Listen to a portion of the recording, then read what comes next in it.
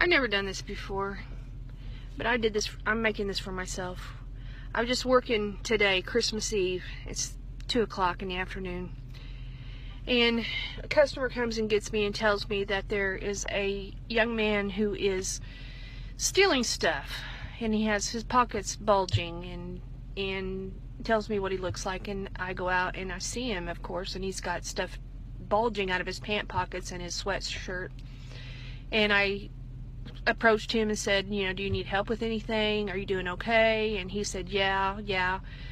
And he just looked distraught.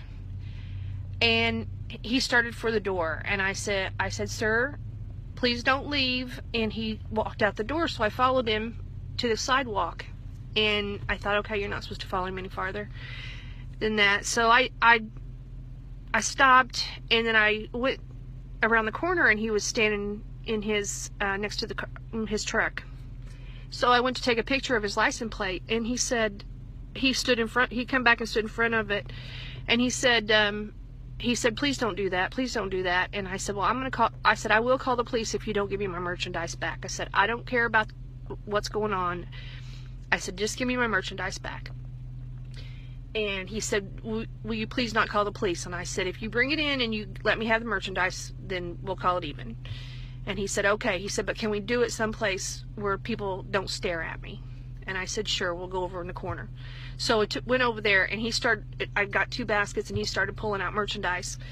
And he pulled out toys and candy and Christmas items and bows and tape and a couple little decorations. And I said, is this stuff for your kids for Christmas? And he teared up and he said, yeah, I don't have any money to get them anything. And I said, how many kids do you have? And he said, 3. And he said, well, I have 2, but I'm also taking care of my nephew.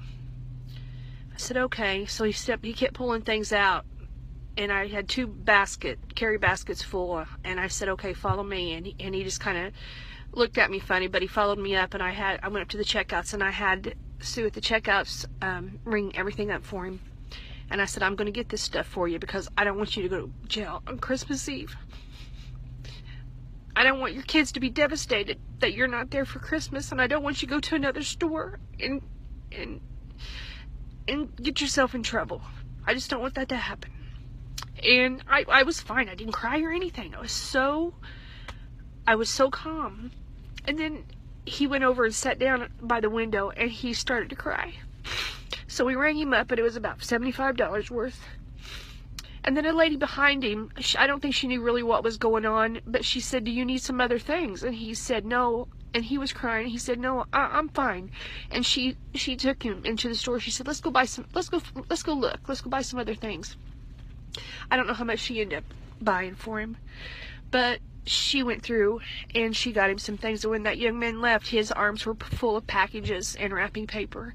And he came over, and I didn't want to be there when he left because I didn't want to make a big scene about it, make him feel bad. But he came over to the office, and he knocked on the door, and he was crying, and he said, thank you so much for doing this for me.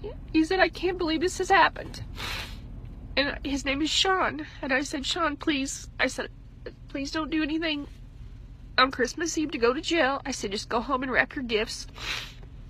And I had a $25 gift card in my purse for a friend for Walmart. And I said one more thing. I said, I gave him a gift card, and I said, go to Walmart and get you something for Christmas dinner. I said, I don't know what your situation is, but surely you can pick up something. And he cried, and he left. He said, I just can't believe this is happening. And he left. And if my assistant had not been late, I would have missed this completely. I would have missed this opportunity. And I don't want anyone to ever tell me there's not a God. There is a God, and He works in the most amazing way. And He's touched me today out of the blue. And I'm not even a real religious person, but